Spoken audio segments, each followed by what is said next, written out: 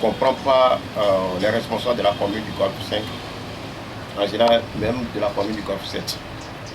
Et ça fait depuis plus d'un an, ou bien de quelques mois, où nous sommes levés le bon matin, on a vu sur nos murs à la débenture l'insigne de la mairie, nous interpellant que bon, il va y avoir les responsables de la mairie même qui vont s'occuper du ramassage d'ordures. Bon, malgré ça, les prestataires que nous avons, il y a de cela qui s'en viennent.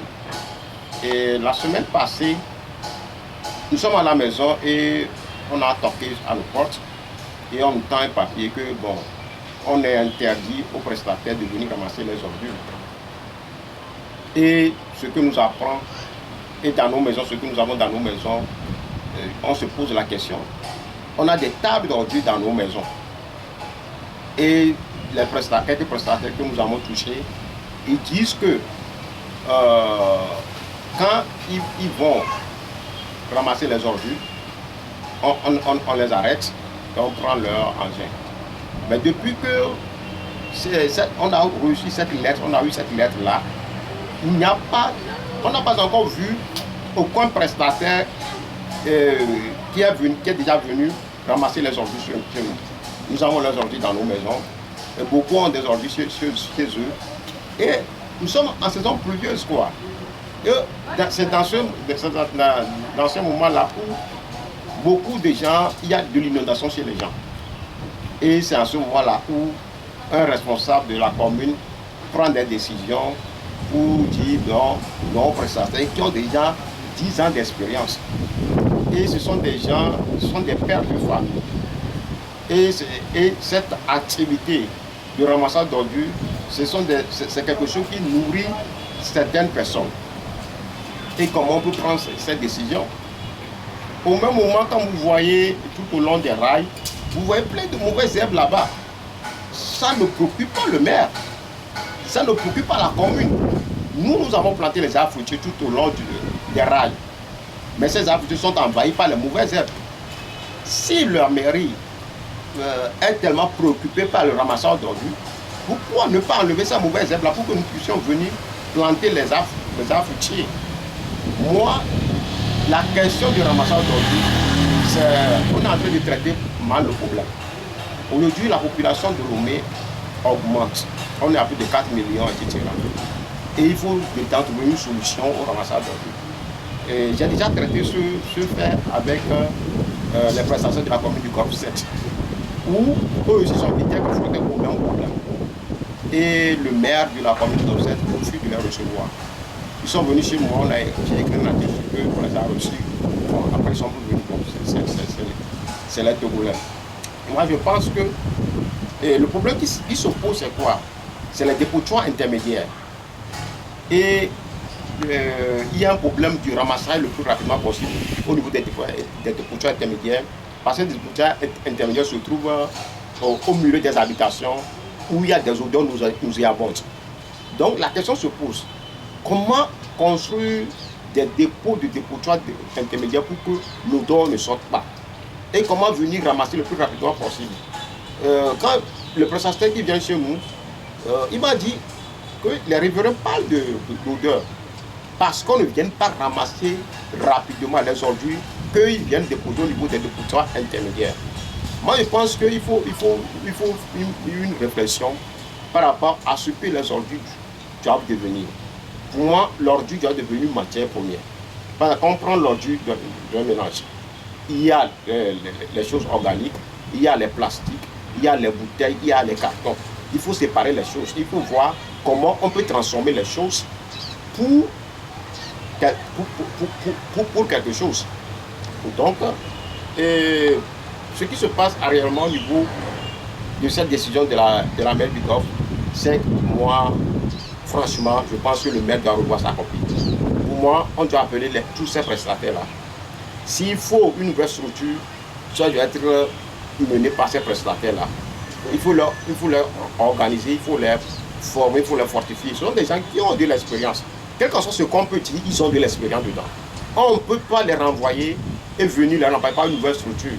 Et ça s'apparente plutôt à une méthode où on pense que bon, aujourd'hui on a beaucoup de gens et qui ont l'habitude et la culture de s'abonner aux prestataires. Donc c'est de l'argent là.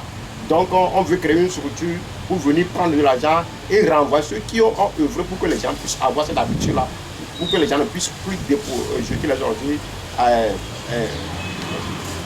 sur les dépotoirs sauvages. Actuellement, quand vous remarquez, il y a les dépotoirs sauvages qui sont en train de naître partout. Donc, pour moi, quand je vois toute la commune, quand je cherche les arbres de la mer de la commune, de Gobseng, ce qui vient à l'esprit, c'est quand ils viennent casser les baraques au bord de la route, et après, ils prennent cette décision-là. Je m'interroge. Ça dit, la commune du Gobseng fout quoi réellement? Moi, je pense que dans ce pays, à un moment donné, il va falloir qu'on s'asseye, qu'on puisse réfléchir en termes humains. Ce sont des milliers de personnes, des centaines de personnes qui sont dans ce domaine. Il faut réfléchir comment il faut organiser les choses. Mais les mettre de côté et venir dire qu'il faut une nouvelle structure, au même moment que la structure n'est pas opérationnelle. Nous avons aujourd'hui chez nous, ils vont venir les ramasser quand? On s'interroge. Ou bien on va prendre des ordures, on va les mettre sur la route.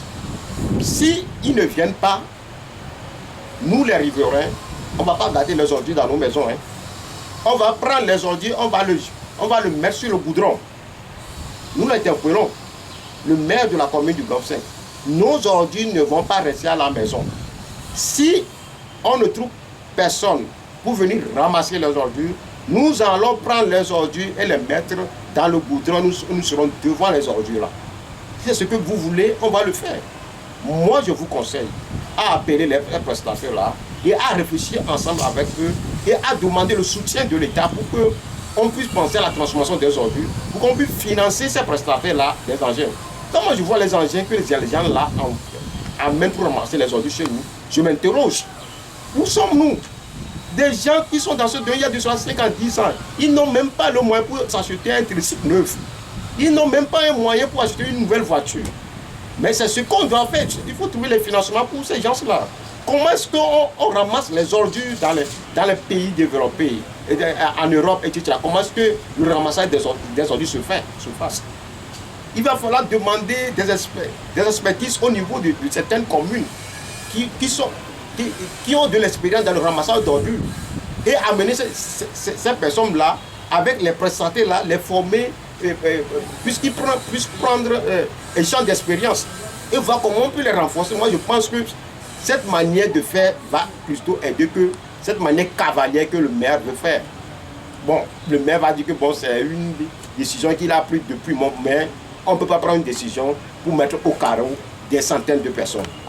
Alors que ce dossier des ordures était entre-temps à la justice et que la justice a ordonné à ces prestataires de continuer leur travail.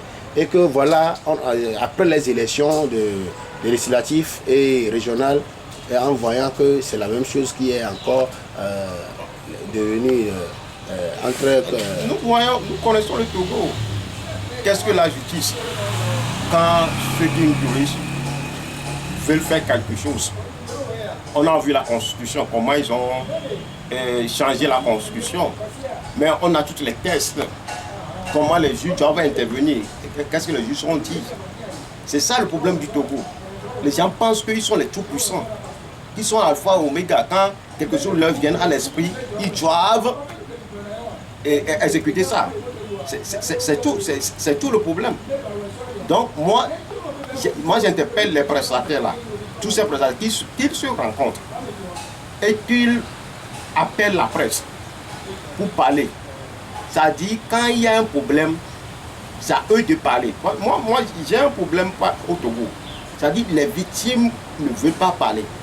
C'est pas à moi de parler quoi. Depuis ce problème se passe, où sont les prestataires? Personne n'a pris son appareil portable pour faire une vidéo pour nous expliquer ce qui se passe réellement. Et pour nous expliquer quelle est leur alternative qu'ils proposent au maire. Et le maire refuse. C'est en cela qu'on pouvait appeler le maire, interpeller le maire, et ensuite il va s'asseoir pour réfléchir ensemble. Quand il y a un problème, il faut parler. Togolais parle, les prestataires, rencontrez-vous. et discuter de vos problèmes. Appelez la presse, donnez vos opinions sur ça. Nous les ménagers ou nous qui sommes abonnés devant vous, nous sommes en train de parler. Vous aussi, vous devez parler. Parce que c'est votre travail qu'on est en train de laisser au carreau. C'est à vous de parler. Merci beaucoup, Foyi Katabo. Merci, monsieur.